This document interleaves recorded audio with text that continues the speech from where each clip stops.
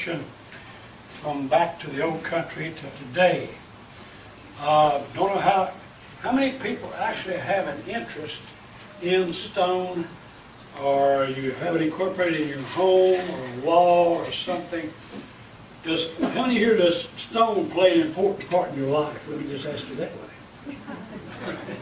Come on, Hokies. Mike, help me out, son. Well, I got some in my pocket. Yes. But stone cutting, as I said, has been one of the oldest and more well-known traditions among the German community around Price's Forks and also throughout the New River Valley. The German New River settlement was here around 1740, and they brought with them their tools, their knowledge, their skills, and this stone cutting has been a generational thing ever since 1740 down to today. Now I need to make a distinction here. This, what you're seeing on screen, is not Hokie stone. It is quartz burst stone. It's used to make millstones that grind grain into flour, cornmeal, etc.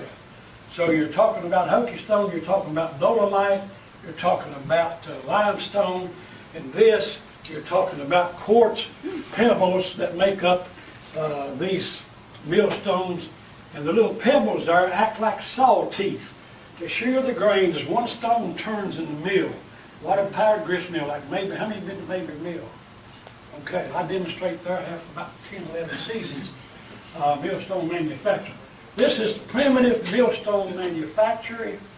I'm working on a book. I have a manuscript partially done called Hammers in the Mountains. We hear about muskets, and we hear about covered wagons, and we hear about arrows and bows and all that in regard to local history. But not many people think about the importance of hammers. And I know that it dates back to prehistoric man, the pyramids in Egypt and South America, on up to the Hokie stone of today. So stone is not only beautiful, it is an underpinning of our very civilization, wouldn't you agree? And if you're talking about Hokie stone, you know, if you ever touched the stone up, Mike, have you touched that stone overhead? Time or two. Okay. But these men had special skills. Grandfather taught the son, and the son taught the grandson, and all that. And there were a few dozen men involved in that. I've co-authored a book called Millstone Manufacture in Virginia with Dr. Charles Hawkins Smith of Kentucky. There is a book because there wasn't one. There needed to be one.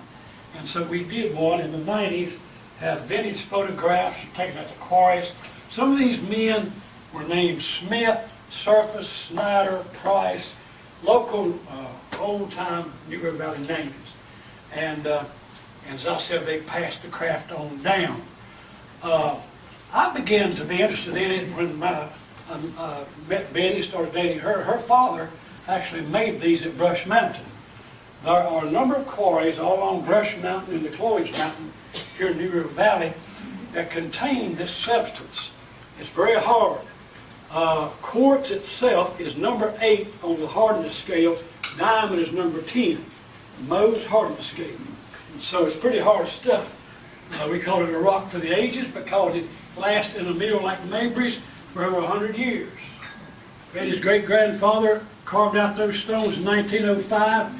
They're still grinding at Mabry this year, about 110 years later. So it's a very durable substance, but it's not Hokie stone.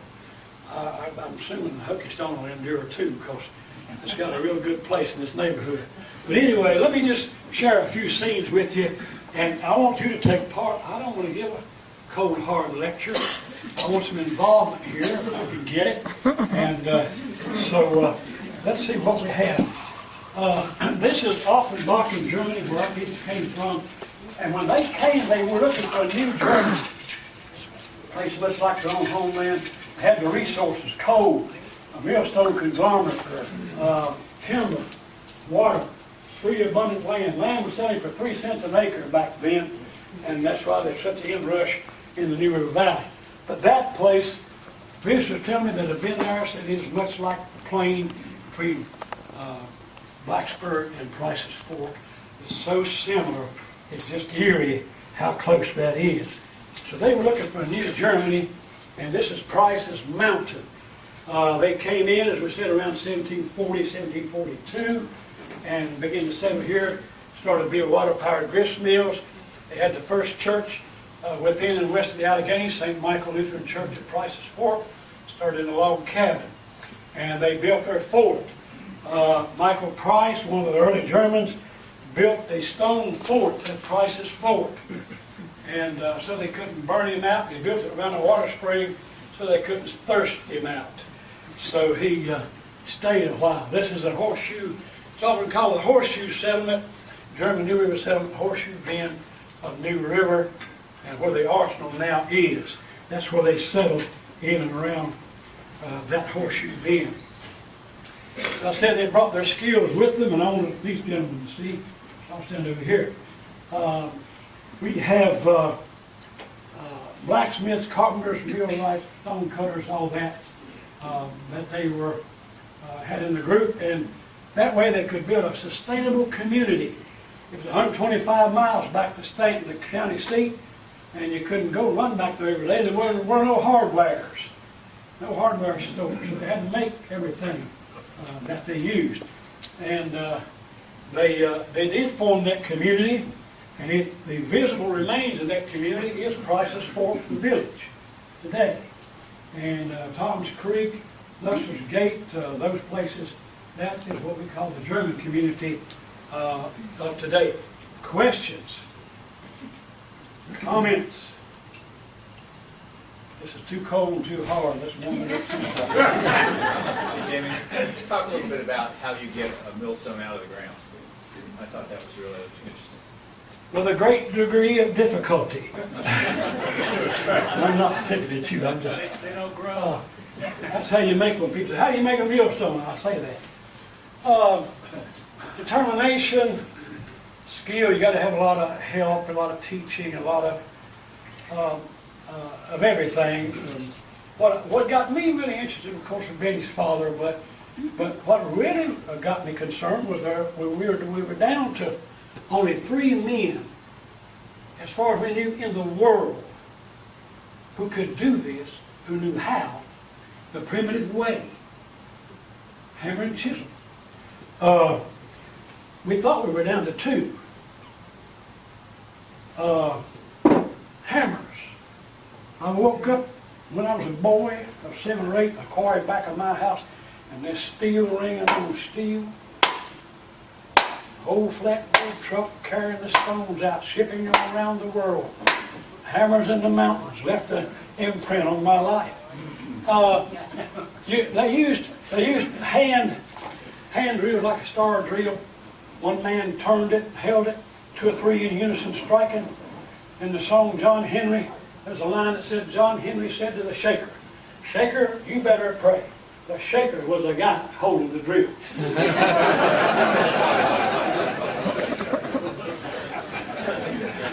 Yes. How do these grist mills or the stones compare to the competition like from France and places like that? Okay, France did dominate the world market for hundreds of years. They set the standard. We competed with them from 1745 to 1955. Anybody know Dwayne Sheeler here in the neighborhood? Dwayne's father is one of these men, and he appears in a photograph I think I have here. Took Leslie and Mike up there to the quarry, and this is something to see. Rock outcroppings as big as a house almost. Dwayne Sheeler's father and his uncles, there were about 6 or 7 of those Sheeler brothers. They were some of the earliest in this industry, and they were some of the last to do this. There's a place up there I call the Tower of Babel. There's a place up there I call the Cathedral. It's a good place to pray. There's a place up there I call Abraham's Altar, Gary, where I have gone to pray. I'm first on my prayer list, by the way. I'll move you up if you get a need. But you can see some of the formations that Mike and Leslie saw on the mountain. The photograph on the left shows French burr stones. They made them in like puzzle pieces, put them on the boats. These things weigh from half a ton to 1 or 2 tons. Not easy to load. They actually disassembled them and stowed them in the hold of the ship. Come a storm up, the ship was listing, they'd carry these stones over to the other side of the boat and right the ship. No kidding. And they would then reassemble these in the States, put a band around them, put some cement on the back, and that's called French burr, as opposed to a monolithic or one-piece stone, which our guys manufactured up at Brush Mountain. And these stones looked like they were factory-made, machine-made. They were not. These were all hand-chiseled. Eye, brain, hand, arm. They were well-formed, strong, well-developed men. Betty's dad died in 1988, and he was kind of invalid for a good while before he passed. Went to the hospital. He had big arms, big hands, big biceps. She went to the hospital. He was half semi-conscious. She said, "Dad, if you can hear me, squeeze my..." He was a great guy. She said, "Squeeze my hand." And he squeezed her hand, and she said, "Jim, he hurt me." That love. But see what I mean? These men. And they finally went on to carve out the Hokie stone by hand up there at Virginia Tech. They made the bridges on the Blue Ridge Parkway. Many stone walls in the area. There's another burr stone, France. This is stone down at Tom's Creek where Dwayne Shuler's father was raised and grew up down in there. That's the best made millstone I ever saw, and I've seen probably hundreds of them. That's the most exact that I've ever seen. And not a machine touched it, but somebody's skilled and intelligent hands created it. Did you know there were people like that in your neighborhood? Anybody? We're going to tour sometime if you want to. This is a close-up of the pebble conglomerate. Early grist mills. I'm going to run through this. I'm running out of time. Thomas William Ingalls, the Dunkards, Michael Price, and William Preston on Stewart Creek had early grist mills. They couldn't import these from down east. They had nothing but deer and buffalo trails to travel on, and they couldn't get them over the Alleghanies and across the creeks and rivers, and so they had to get them locally, and so they did. This is a picture of the remains of the Michael Price grist mill on Tom's Creek, down where the Shulers all used to live. It's gone now. And by the way, this is an extinct industry, not done in the U.S. anymore, not done anywhere in the world that Mr. Hawkins Smith and I could find. We wanted people to interview. And he said, "If I don't have anybody to interview for a book," and I said, "I do." I spent Sunday afternoons with him for 35 years. When it was snowing, they were getting lunch. I was learning about millstones. I do feel fortunate because we almost lost this knowledge. You see, this is what these two folks here are going to preserve, among other things. We almost lost this.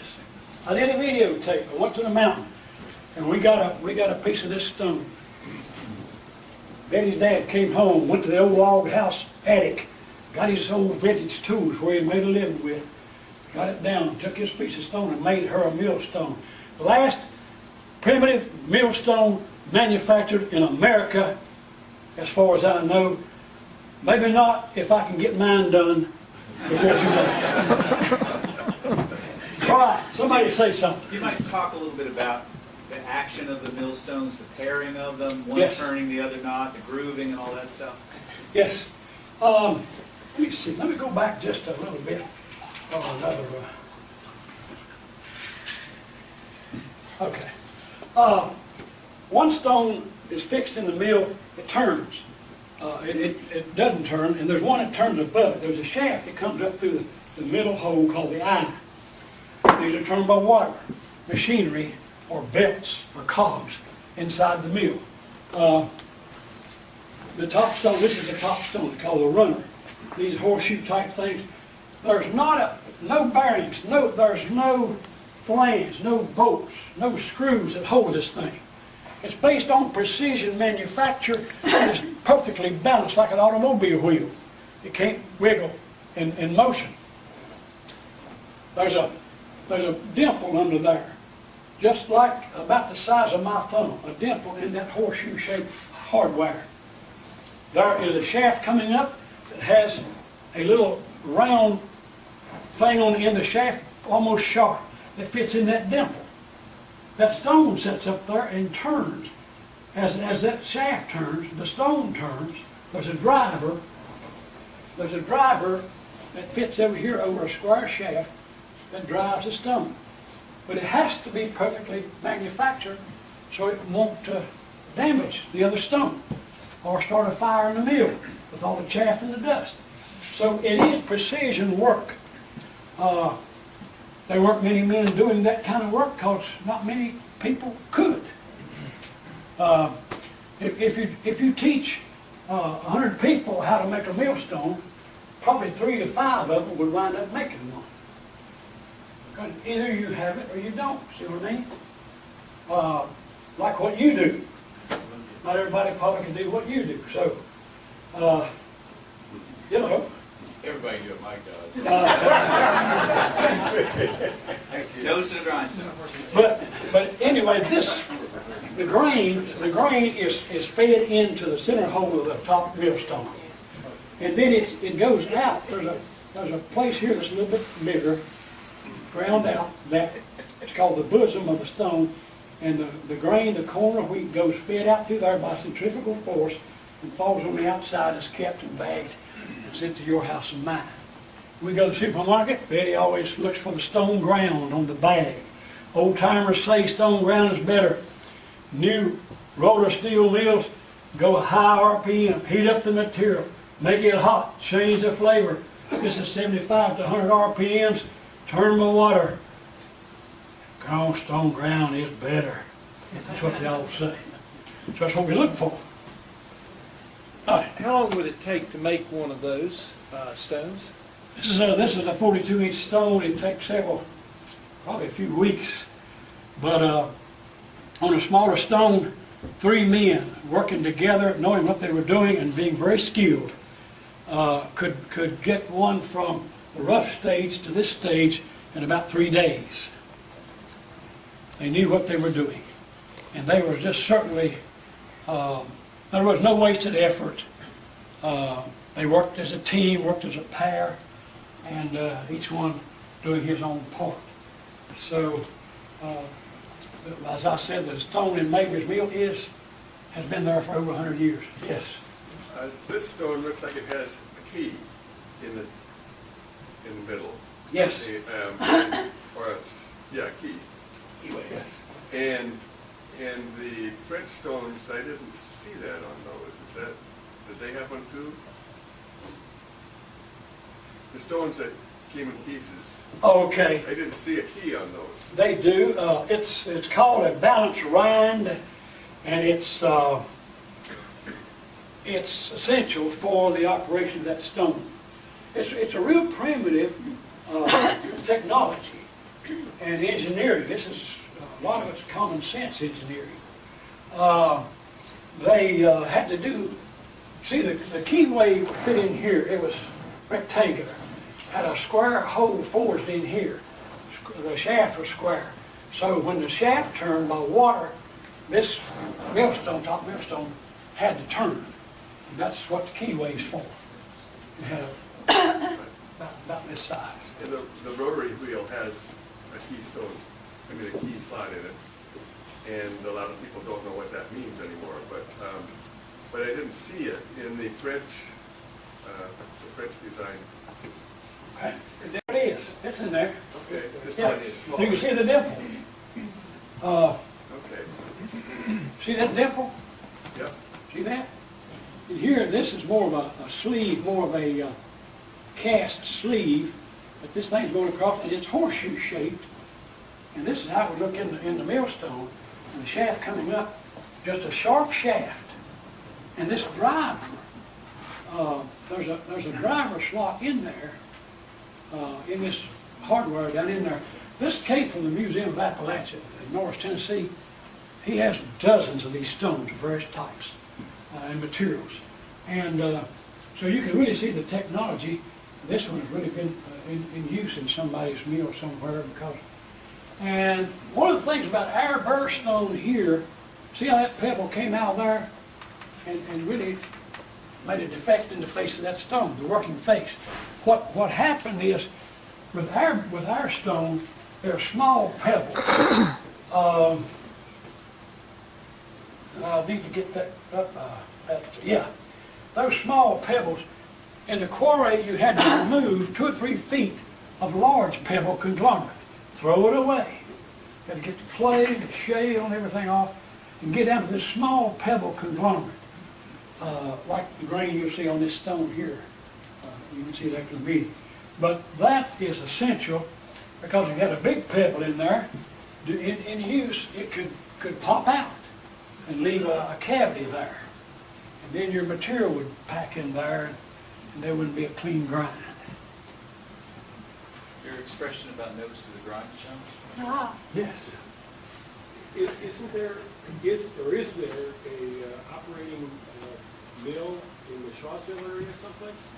Big springs? Big Spring Modern Machinery, I think they've gone to roller mills. I think they removed their stones from that mill. But Mabry is the best place to see this happen. I thought they sell cornmeal in the grocery store in bags that are tied with a string and Yeah. then stone ground. They may still use stone, I'm not certain, but I know I've seen 2 stones that came from that mill. But if they say it on the bag, I believe it right here and now. Franklin, that's also Bill Long, who is a lifelong You believe in Rotarian life? in the Absolutely. Salem Club. If you don't believe a flour bag, you don't believe anything.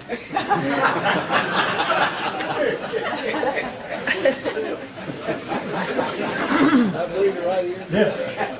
I'm curious, you said that they had to get those stones so perfectly balanced. I mean, without what we know today of weighing devices or hydraulic things to do that, I mean, was it just trial and error until it turned perfectly smooth? There again, a skill came into play, but the skill of the millwright, usually the mill owner. There not many people can sharpen these stones these days. Another lost art, but if you put this in a mill and you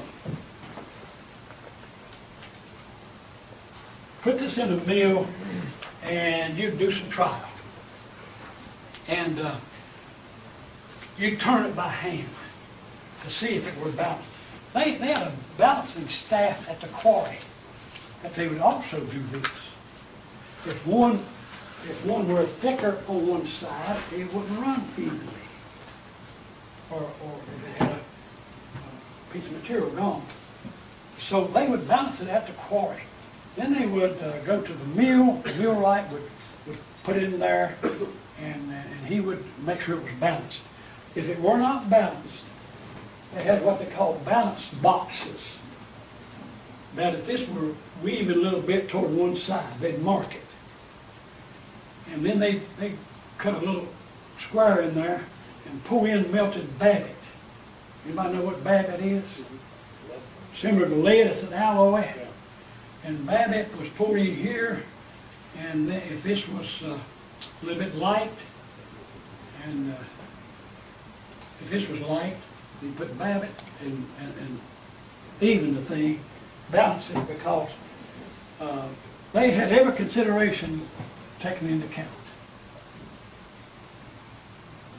Besides, Granddad had done it, and they knew how.